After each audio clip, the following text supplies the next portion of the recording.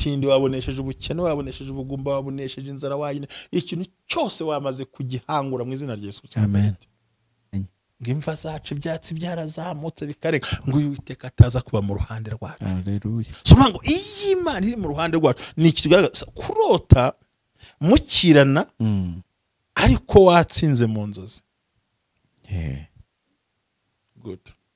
Mu bisharagiye haceza bunamye wakwigira uko ushaka kuba uri wenyine ko abantu bagize gute basisita bakureba basisita ukuntu urimo byina kandi ugenda wishimye unezerewe mu nzozi winyeganyeza wihindukiza ukabyina ukumva urishimye ugaseka kandi nubwo n'abandi bahari bashekenya amenyo barakaye ukumva ibyabo nta mwanya ufitiyeho ukumva no mu rusengero urahagurutse uravuze ubone mu nzozi. Yego.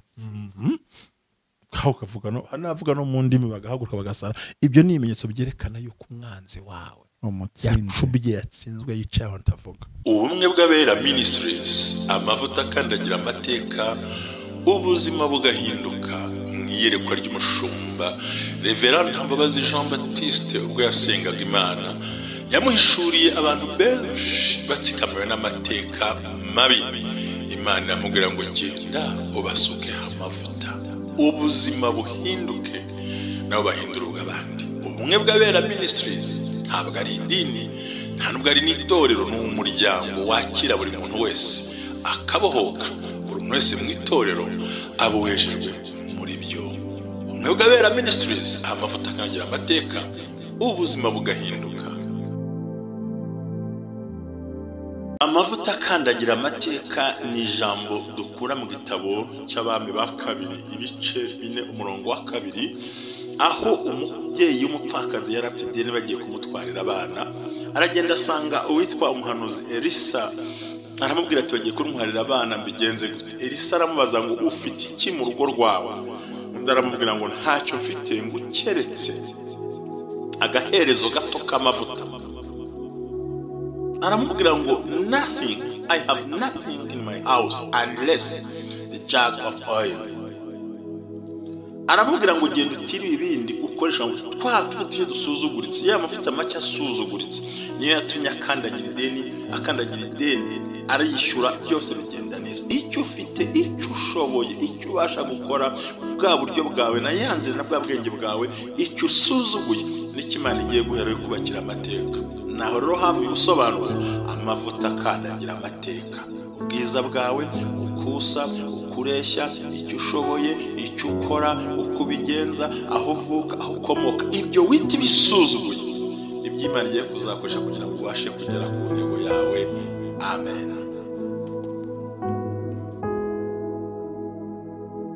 Imana y'abahoro ibahe umugisha mwebwe mwese mukurikiye Ubumwe bw'Abera Ministries, amavuta akandagira amateka, ubuzima bugahinduka. Amahoro y'Imana niyo mbifurije mwese aho mukurikiye Ubumwe bw'Abera muherereye. Amazina yanjye ni Jerry, nk'uko bisanzwe turakomeje n'ibiganiro by'ubuzima bw'umwuka, twibera mu mwuka gusa. Pastor meza neza ndaho ndashima Imana, dukomeje gushimira, akomeje gutanga mitiwere. Imana ibahamusha intego yacu no kwishyurira abantu bagera ku 1000. Yego. Kandi dukomeje gukora, tuzabisoza tariki 30 z'ukwezi kwa 7. Yego. Umuntu yanatubwira ati nzabikora aciye kuri nimero mu bigaragaza hasi tukabikora. Dukomeze tubashimire. Yego, Imana ibaha umugisha cyane rwose. Yego, turabashimiye rero abo bantu bose bari kubikora, bari kubitekereza. Imana izabashoboze icyo gikorwa tuzagikora rwose rwose. Abantu bawivuye kandi n'ukuri bikoze na bwa urwego rwo bajya bugenda, kuko burya icyo umuntu yakoreye abandi n'Imana imukorera. Yego, mushumba rero uyu munsi nta muntu wantumye, nta n'abatwandikiye turi buvugeho, gusa ni ikibazo cyanjye nshaka kukubaza, nshaka kumenya, nshaka gusobanukirwa. Ni ibihe bimenyetso bishobora kukwereka ko uwo muhanganye yatsinzwe cyangwa atazagushobora mushumba? Kuko hari ibintu mbambamo nkumva imbaraga nkeneye ni izawe rwose. Iyo mbibonye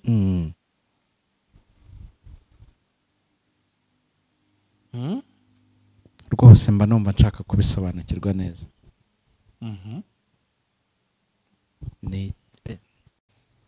None mushumba, ni iki cyaba cyerekana ko abanzi bawe rwose ugiye kubatsinda cyangwa batsinzwe.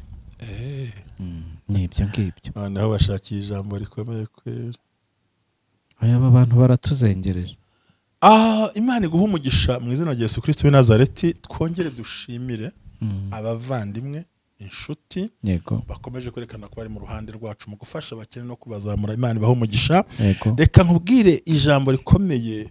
Ni izihe nzozi zikwereka ko uwo mwari muhanganye yatsinzwe? Ijambo ry'Imana kuva ibice 14 umurongo wa 14 haravuga ngo ngo Mose asubiza abantu ati mwitinya mwihagararire gusa mureba agakiza Uwiteka ari bubazanire uyu munsi kuko Abanyegiputa mwabonye uyu munsi mutazongera kubabona ukundi. Umurongo wa 14 havuga ngo Uwiteka ari bubarwanirire namwe mwicecekere. The Lord shall fight for you and shall hold your peace. Namwe mwicecekere. Ariko mundi guceceka ni sayini y'ibintu bitatu: n'ubwenge, n'umutuzo, n'amahoro. Cyangwa no kutagira icyo waba uvuga. Oya. Umuntu uje utuje afite amahoro, afite umutuzo n'umutekano. Amahoro, umutuzo n'umutekano. Baraguhitana. Agahandoringa situation zose bucece. Nuko afite amahoro. Ni peaceful muri we mu bintu byose. Ahubwo tuwiteka. The Lord shall fight for you and you shall hold your peace. Muragumana amahoro yayo. Kandi ubwo ingabo za Faro zari zibatuze, zifite amafarashi, zifite abantu basadere kurwana buruku. So rero indi aka n'ijambo dukwiye kureba, banumva nyeneye ko n'abantu bamenya ijambo ry'Imana. Oya rwose. Atari bya bintu ucira ngo ni ibintu abantu bishyira ngo ni ibitekerezo byabo. Erega navyo Imana irabikoresha. N'ubwenge Imana ikabutanga. Na research Imana ikayitanga. Yego. Iyo usomye urwandiko Pawulo yandikiye Abaroma ibice 8 umurongo wa 31 haravuga ngo none ubwo bimeze bityo tuvuga iki? Ubwo Imana iri mu ruhande rwacu mubisha wacu ninde? Ntawe yava hese. Yazariko umuntu akaza agasanga uhagararanye n'Imana. Ntacyo yakora. Uri kure yayo uhuguhagaranye. Ubwo Imana iri mu ruhande rwawe. Bivuga ngo iri mu ruhande rwawe nuko yemeranywa nawe 100%. Icyo nicyo cyo.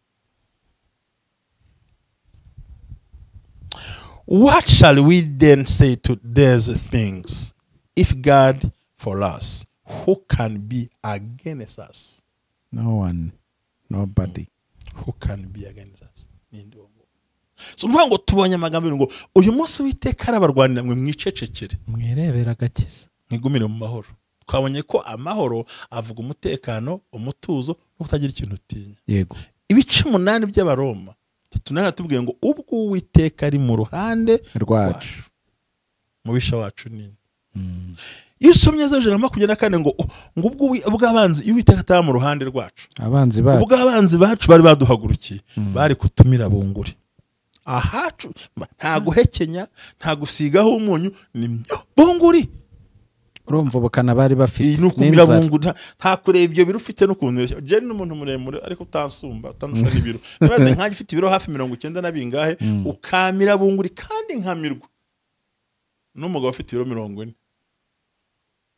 Ntabwo ari ukukumira ngo gushyire mu gifu, no kumira imishinga yawe, inama zawe, ibitekerezo yawe, akaguhindura poto muri quartier, akaguhindura isura. Umuntu akumira bunguri. Ara umuntu w'umugabo okuri ngo hacu waragize gute? Hari bagiranye ngo imva zacu ibyatsi byarazamutse bikareka ngo Uwiteka ataza kuba mu ruhande rwacu. Haleluya. So ngo iyi Imana iri mu ruhande rwacu ni ikigaragaza kurota mukirana ariko watsinze mu nzozi. Good. Mubisharagiye. Kabiri, kuba arimo kurashisha imbunda yasohora isasu ntirivemo mu nzozi. Yarekura umuheto umwambi ntusohoke ntukugereho. Yazamura umupanga ntugufateho. Yakujomba ikimana cye kwegera. Yakutera ikofe ntirikugereho. yagutera ibuye iri kugereho, yagusukaho amazi ntakugereho. uri muri protection, uhagararanye n'Imana. Nuvuga ngo hagati yawe nawe n'uwo muntu Imana yahagazemo. Hanyuze ku umuntu agiye kuri sasu nisohoke mu mbunda, ariko ni mu nzozi. Ni mu nzozi cyangwa kubita inkoni ntikugereho. Cyangwa ukabona urarenga umusozi we asubira inyuma umusiga. Ukiruka ukamusiga pe mwambazaga mu cya kiganiro cy'ubushize. Yego. Ukiruka akaberwa ahantu nyuze. Cyangwa se yagucaho ukaba yakwishaho ku rukuta agahita kunyura hagenda atakumenya. Kagenda bariza ngo kanaka ni mwamubonye hano mu nzozi, wamutsinze. Icya gatatu gikomeye, kubona inyamaswa itabasha kukuruma. Yasamye ariko nubwo irumye nta gise biguciye. Yego. Nta namenye gushyizemo, ntinakwegereye. Imbwa inaniwe kukuruma, inzoka inaniwe kukurya, udusimba twose n'ibikoko byose bitinye kukuruma. Umwanzi wawe protected by the Holy Ghost. hagararanye n'Uwiteka. Umwanzi ukurwanya wamunesheje. Butindi wabonesheje, ubukene wabonesheje, ubugumba wabonesheje, inzara wayine, ikintu cyose wamaze kugihangura mu izina rya Yesu. Amen. Amavuta akandagira amateka ni ijambo dukura mu gitabo cy'Abami ba kabiri ibice 4 umurongo wa 2, aho umubyeyi w'umupfakazi yari afite ideni bagiye kumutwarira abana. Aragenda asanga uwitwa umuhanuzi Elisa, aramubwira ati bagiye kumutwarira abana mbigenze gute. Elisa aramubaza ngo ufite iki mu rugo rwawe? Undi aramubwira ngo ntacyo mfite ngo keretse agaherezo gato k'amavuta. Aramubwira ngo nothing, I have nothing in my house unless the jug of oil. Aramubwira ngo genda utiri ibindi ukoresha ngo twatuye dusuzuguritse, ya mavuta make asuzuguritse niyo yatumye akandagira ideni arayishyura, byose bigenda neza. Icyo ufite, icyo ushoboye, icyo ubasha gukora, bwa buryo bwawe na yanze na bwa bwenge bwawe, icyo usuzuguye n'Imana igiye guhera yo kubakira amateka. Naho rero hafi ubusobanuro, amavuta akandagira amateka. Ubwiza bwawe, ukusa, ukureshya, icyo ushoboye, icyo ukora, uko ubigenza, aho uvuka, aho ukomoka, ibyo wita bisuzuguye nibyo Imana igiye kuzakoresha kugira ngo ubashe kugera ku ntego yawe. Amen.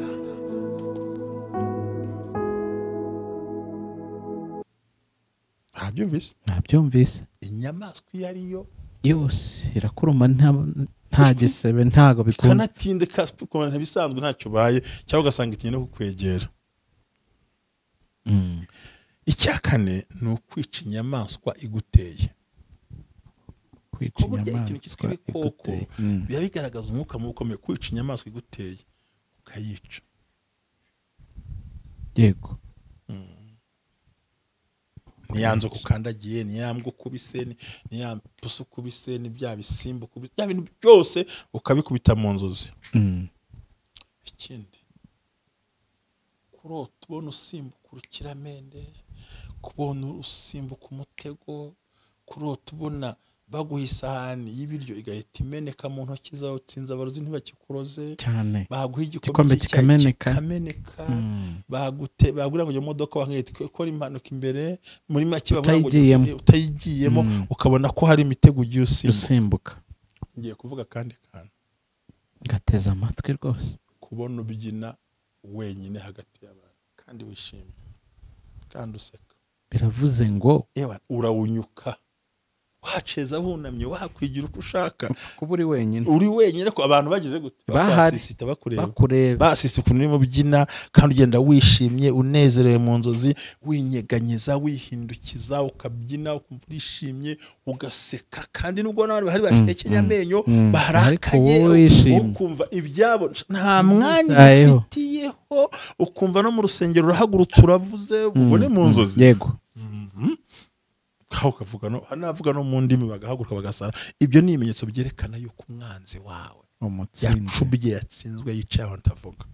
Satani yakozwe n'isoni. Ikindi no kurota urabwa envelope iri mu rwandiko. Ngeze ngo ni amafaranga.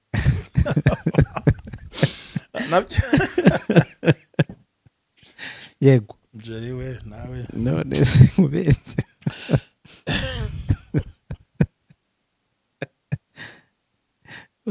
seka mushumba nawe birashoboka ko yahabwa ariko ibyo turi kubona intsinzi yego y'abanzi bawe mu nzozi ni kurota wambaye ikanzu nshyashya kositime nshyashya inkweto nshyashya isaha nshyashya ikintu cyose gishyashya wahinduye imodoka nshya nubwo ntayo ugira mu nzozi moto gashya pana kumbwira igare rishyashya wapi ikindi kubona uri mu nzu nini bavuga abantu batazi icyo bita inzu hari inzu nini ubundi hari icyo hari mention hakaba villa ubona nko mu cyumba kinini uzenguruka uri wenyine akabadirishya kinguye bivuze ngo nawe you are so free urabohotse uridegembya ufite amahoro nta muntu waguhagurukira nta wagutesha umutwe mbega uri mu rwego rwo kwisanzura kwishyira ukizana urumva umaze gutsinda wa mwanzi yego ikindi kurota wicaye iruhande rw'amazi gusa utarimo yoga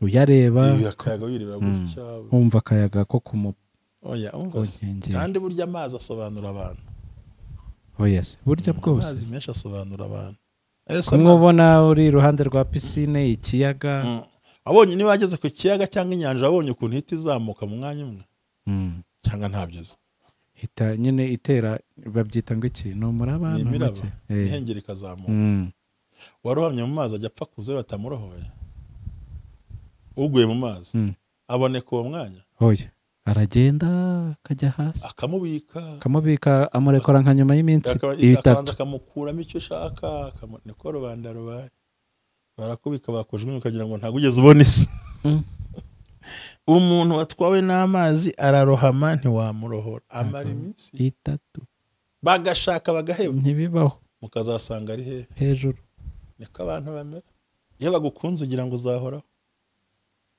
cyo bakwa press ugira ngo bizagumuka kambe barakubitse bari kukunyunyuza aho gashyuha avuga ati ngaba ninjye wapi abantu amazi kandi abantu batari bazi ko amazi nta muntu upfa batakurohoye ukimanuka ntago bishoboka ubwo biba birangiye kumanura hasi ku musenyi n'itatu yashira ukabona kuzamuka ubwo biba nta gikoko kikuriye nta gihari ushobora kuba kinahari ntikinakubona ariko amazi yaguhisha arakubika ariko amazi arimo dayimoni wa yarangiza ngaba abantu rero abo fati nabonye umusore mwiza kumbi n'amazi we akakubika iminsi itatu sheri ishushu nakupenda ati ndatwita ati sijya utera ndagiye nyine amazi akaba arakurutse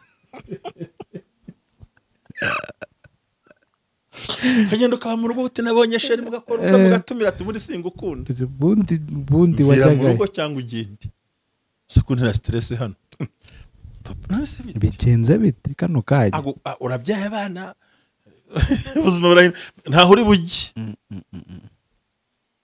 ndati ngwino aho wari uri hareke uze twibanire wahabati mva mu gitondo zinga ibya uhavuye usezeye aho ugiye bese bakwirukana ukahita imbobo nyine ukabaho muri ese nyine abantu n'amazi wa mugabo we buriya tuzabigarukaho nukuri urabyumvise ariko buriya umva ikigereranyo cy'amazi ariko niyo mpamvu gishobora kuyoga amazi nta nshuti amazi hagira inshuti ngoke nta nubwo agira umuhanga ngoke kandi amazi uwatwaye amazi umuntu atwaye aramubika bien amazi akamurekura akaza yashizemo ubuntu n'ubuzima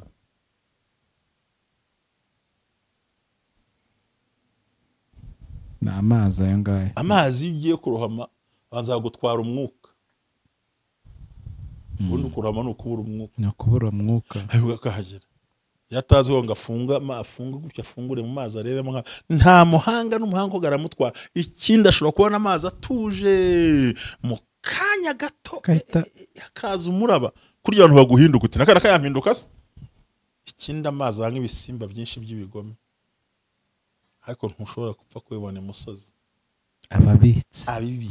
abitse ingona abitse ibiki abitse hari n'inzoka ziba mu mazi abitse ibintu byose biraho tu umuntu abitse ubugome abitse ubugome abitse ishyara abitse ukanamusura kenshi kandi afite ishyana zaguha atatinya kurizana no mu bukwe ati nimuheri wanjye abaho yamwereka mujyane mu bukwe kihangana akajya muri serivisi ati yakira isahani cyangwa akayihunde hagutuma ibyo byose ntitwaganiraga byerekana ubibwa amase nivuze ngo ahangaha rero kubona wicaye ku mazi ariko kuyabona agenda kuriya ikindi kuyabona uyoga hejuru